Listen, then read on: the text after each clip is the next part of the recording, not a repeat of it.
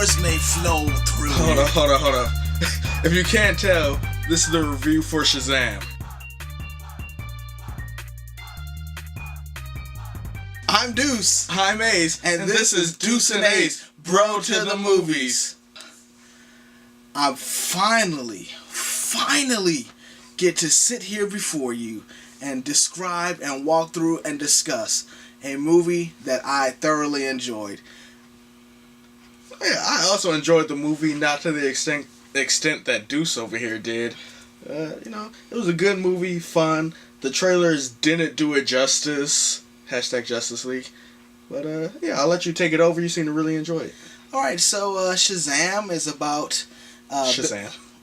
Yes, it's about a young boy, Billy Batson, who is going through the foster system. He's trying to find his way and find some other things, and he, of no luck of his own, he is chosen by a magical wizard.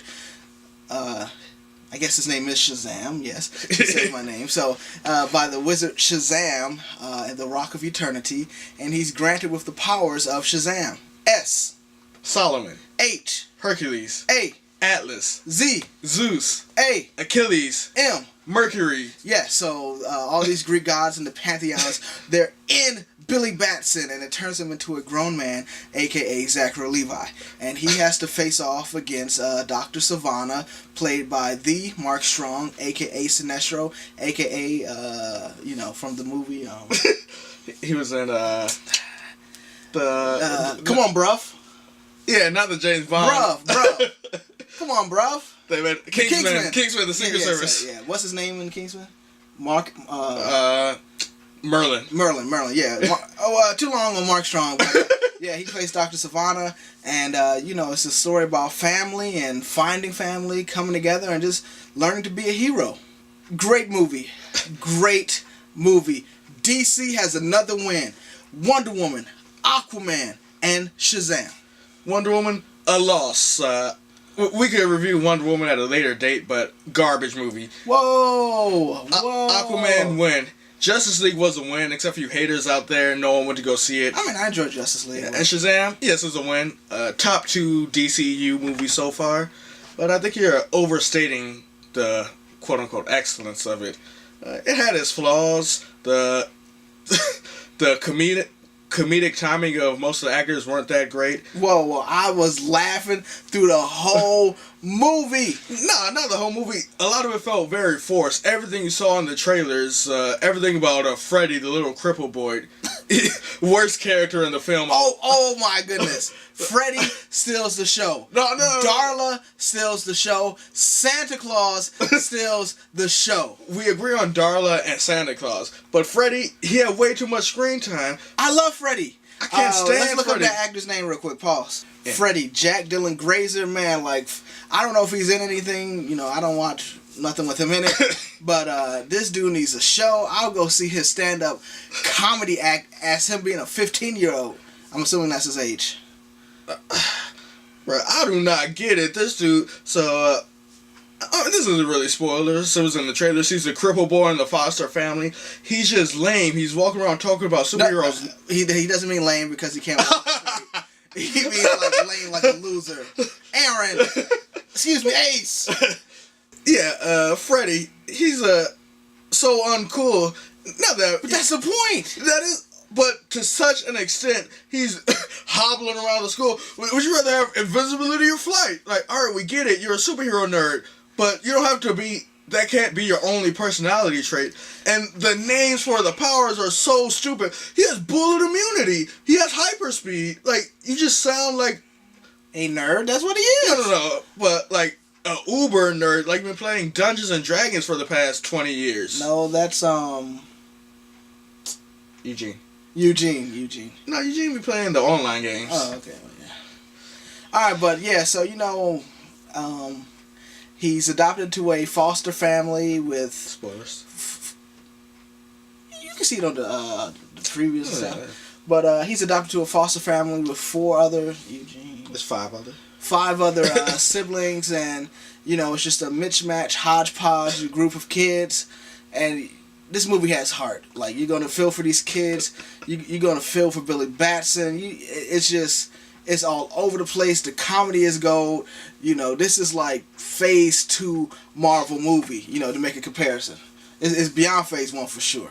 You know, this is pinnacle DC. This is all cylinders run. Alright, Andrew's over here waxing eloquent about what he loved about the movie, but it's like you have rose-colored glasses on, but we just saw the movie yesterday. I don't wear glasses though. Like, all you talk about is the good, but no. Again, I enjoyed this movie, but there is a lot that wasn't great about the movie. You talk about Billy Batson, you care about him. You don't care about him. Asher Angel, terrible actor. This dude playing Billy Batson, I don't care about him. He's a douchebag. He's mean to the Foster family. He's like, but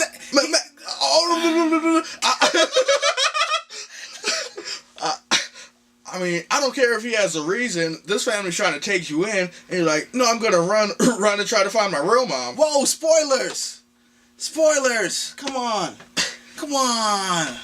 Spoilers! Alright, this Foster family takes you in, and then he's like, oh, I'm gonna be rude to them. I understand you're jaded, you're standoffish, but don't just be outright mean. He tries to steal from the crippled kid on the first day of meeting him. Spoilers! It's not a major plot point.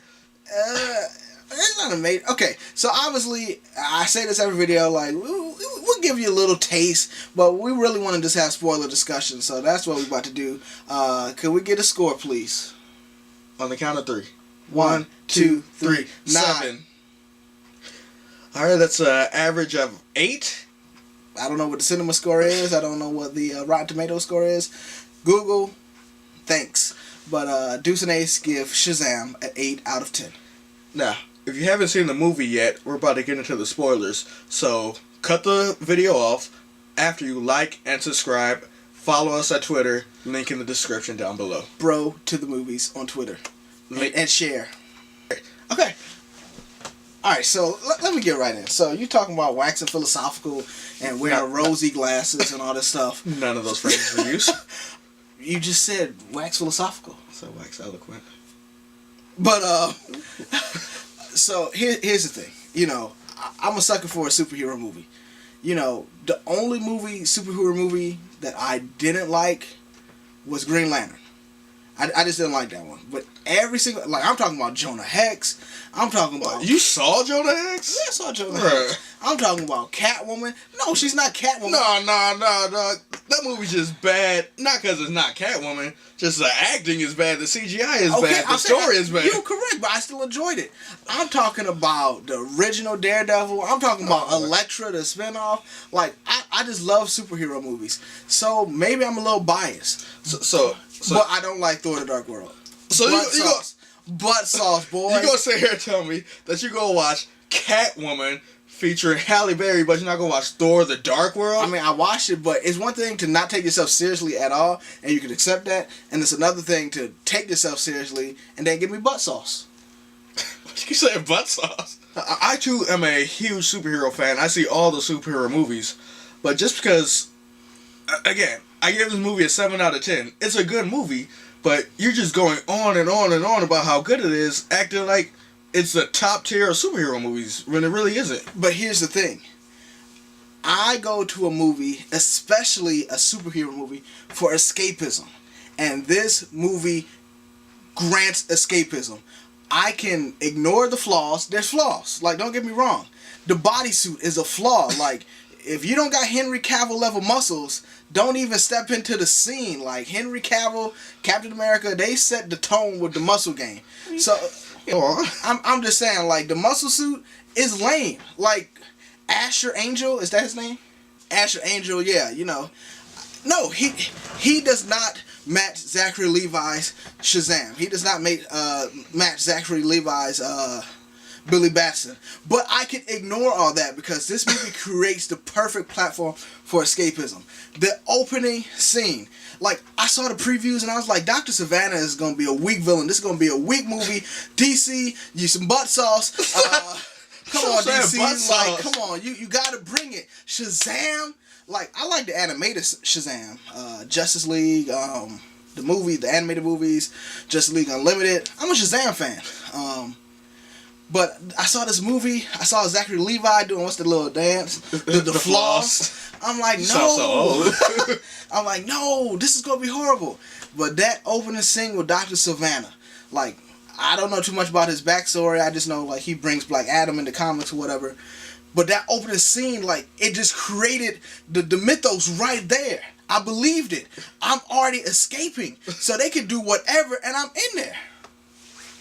I completely disagree with you, dog. Talking about this is a perfect escape movie. Any enjoyable movie is a good escape for me. I can delve into the world.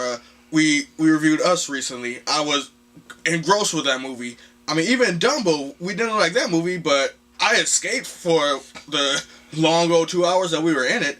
And while movies can be an escapism, a form of escapism, the plot of the movie has to be sound. What's wrong with the plot of this movie? What's wrong with the plot of this movie? Okay, so we're assuming you've seen the movie. Or you haven't, but you just love us so much after liking and subscribing that you just want to hear us talk. There's nothing wrong with the plot of the movie. This dude can't find a plot hole, and so now he's trying to hold on. I can't find the plot hole. The fact that Dr. Savannah even unleashes the 7 deadly sins, like his little magical eye orb thing. Okay, let us explain. We've dropped some stuff on you. So the 7 deadly sins are not the anime. Are personified in these gargoyle-like caricatures that talk psychically to Savannah. They're kind of like the gargoyles from Hunchback of Notre Dame. They're nothing like the gargoyles from Hunchback of Notre Dame. They're very well done, scary. CGI is terrible. Dog! Bro, the CGI on the gargoyles wasn't terrible. It worked for the movie. Like, I believed it in the movie. Then you dumb. Come on, man. With the 7 deadly sins, when they come to life, tight.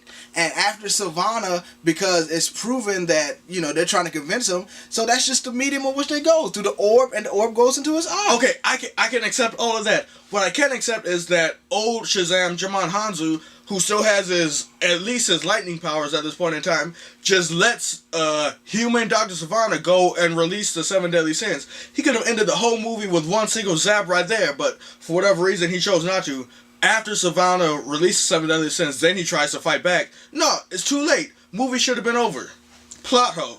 It's not a plot hole. I mean, you gotta make the movie.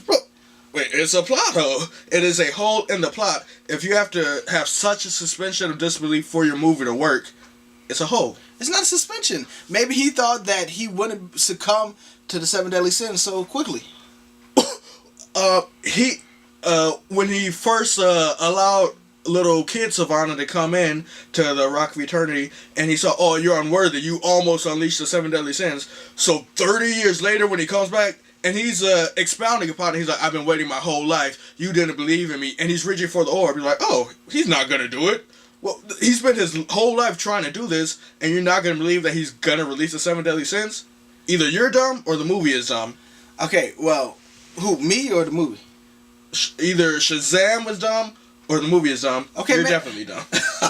Maybe Shazam is dumb because the movie's not dumb. And regardless of that one scene. But there's more. Okay, but leading up to that, man, you got this villain. Like, this villain is fleshed out. Like, this villain has a jerk brother, a jerk dad, and he's just a lame magician wannabe. And he's tasted the magic. Like, can you blame him for being crazy? I feel for Dr. Savannah. Like, he saw this. He wants it. The 7 deadly sins are calling out to him. Like, it's not his fault that they call out to him. He didn't ask to be pure. The wizard brought him in. So now he got a taste of this, and his whole life he's been searching for this. And it's like, wow, this is a villain, like, with ethos. I agree with some of what you're saying. You say he didn't ask for this. Correct.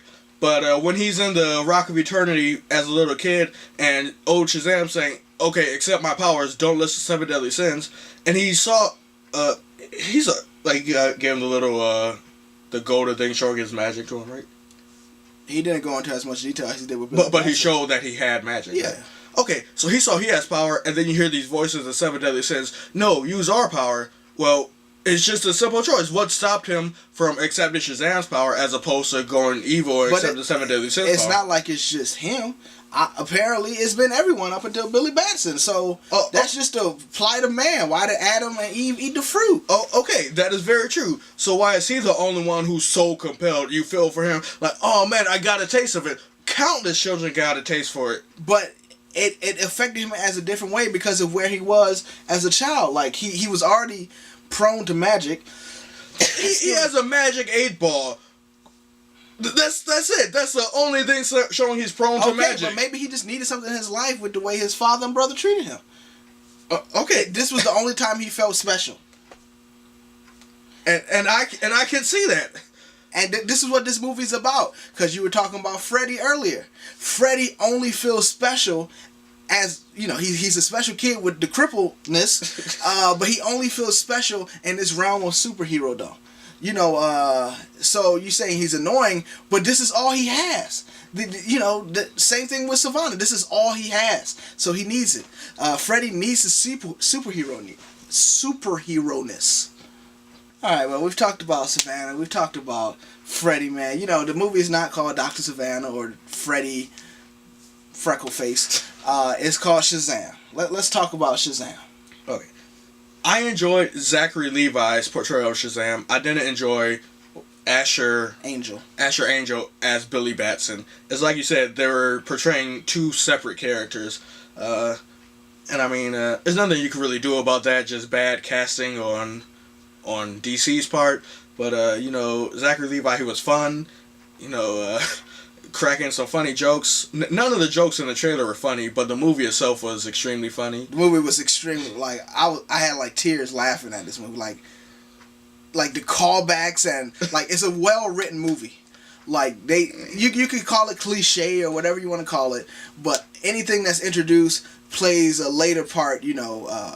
Comes to play another part in the back end of the movie, man. So, the reason why Billy Batson is a false shot in the first place is because, he's at the fair with his single mom and he gets lost. And he spends the whole movie trying to find his mom. And the whole time I'm sitting there cracking jokes. I'm like, man, she could have found you. She don't want you. So when he finally finds his mom, it's the emotional climax of the movie. And she's like, oh, I didn't look for you. Everyone's like, and I started cracking up, kind of like, man, she really didn't want him. So it's kind of a knee-jerk reaction. Maybe I'm a jerk for laughing at him, but it was pretty funny. Yeah, worst mom of the world award goes to Miss Batson, who changed back to her maiden name so she couldn't be found. Again, I go back to the escapism. I could escape in this story. I get to experience becoming a superhero. Like Man of Steel. Superman is becoming Superman, but I'm not... don't get me wrong. Man of Steel is a great movie. I love Man of Steel. Good, not great. But I don't go on this journey with Clark Kent, Kal-El, that I go with Billy Batson. Well, yes, Billy Batson, Asher Angel as a boy, he doesn't match Zachary Levi's energy, but again, I can ignore that because of the story that they're telling. I love this movie, man, and he doesn't do it justice. Like, Dr. Savannah comes to the room, talks to his brother A-Ball, and then throws him out there, unleashes the 7 deadly sins. They go to town on the office, dog. And it is a very tight scene, but completely out of tone with the rest of the movie. It sets the tone. It establishes that, Zachary Levi, let me get some beers. Goofy, he's a boy, we get it. Savannah is a grown man with a mission, and he ain't gonna let Shazam step in his way. That's another plot hole. Here we go. Shazam is not in his way throughout the whole movie. He goes out seeking Shazam because the 7 deadly sins are talking to him like, hey, Shazam, old Shazam has found a champion. You got to go destroy him or else he's going to stop you. Zachary Levi Shazam is out making money and playing. He doesn't even know Savannah exists. So Savannah comes and confronts him, and that leads to him being defeated in the end. Everything that Savannah does is pretty dumb when it comes to confronting Shazam. Your plot holes in the grand scheme of the things.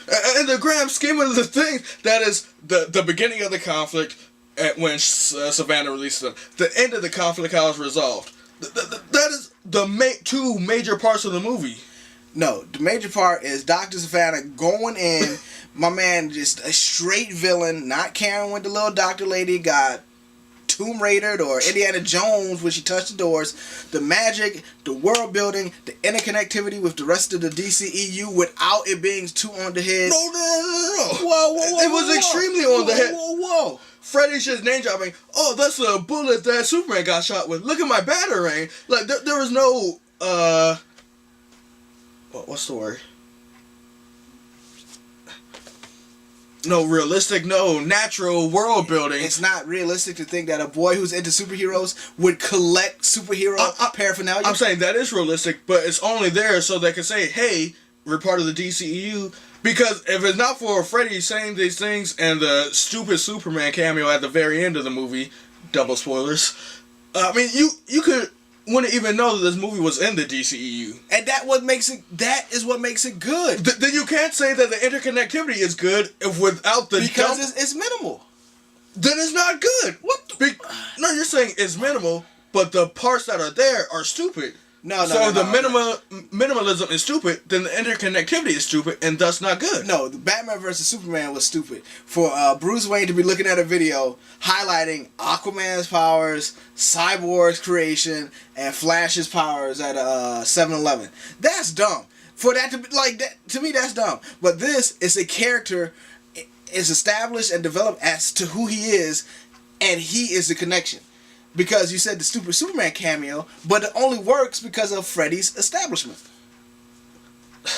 I'm just saying, us as the audience, we know that these movies are connected. You don't have to prove to us that, if you ever read a comic, Shazam is part of the Justice League. Okay, you know that going into it. You don't need lame old Freddy to tell you that, remember Batman, remember Superman, remember this, remember that. No, bruh. South Park reference. Oh. It's like, again, I enjoyed the movie, but these things kept taking me out of it, and that's what made it not such a great escape. Well, these things... Hashtag Natasha Bedingfield. Oh my gosh. Kept me in it. I love this movie. I could do... I mean, I'm not going to say I could do without Asher Angel, but I just need them to get him and Zachary Levi on the same page. But I like the movie, I like the story, I like the heart, I like the Shazam family. Man, I like Freddy, I like Darla, I like Savannah, I like the little worm thing that's going to lead to the next Shazam movie. I don't know much about it, Mr. Mind or whatever, but I just really love this movie. You're going to love it. You got anything else to say, man? I mean, swelling music, like this was... The music, it was very... in the background. Like, some movies, the music makes the movie. This, you barely notice the music. The background music, like the, Yeah, that's what I'm talking about. But the score, like, this was on some Superman level stuff. Like, the score was nothing special. The score elevated Shazam to... It doesn't have a theme that you memorize, but the score, like, doo-doo-doo-doo-doo-doo. This dude is just making random sounds. He does not know what the score was. I felt it. Yeah, I mean, the score was neither a negative nor a positive. It's just a movie. It has music. This is music. Alright, but, yeah, I mean, go see it. Definitely go see it. Definitely go see it. Go enjoy it. I love this movie. 9 out of 10. 7 out of 10. I liked it. 8 out of 10. Deuce and Ace. Bro to the movies. Got anything else, bro? Yeah. We need, like, a name for, like, our fan base. Well, to all the fans out there, drop a comment down below. Let us know what movie you want us to review next. Past, present, or future. We're not time travelers. But let us know. Did you love this movie? Did you hate it? Not hate it. Did you love this movie? Did you hate it? Drop a comment down below. Let us know how we did. I'm Deuce. I'm Ace. And this has been Deuce and Ace, Bro to the Movies. Out. You want to push me up, man?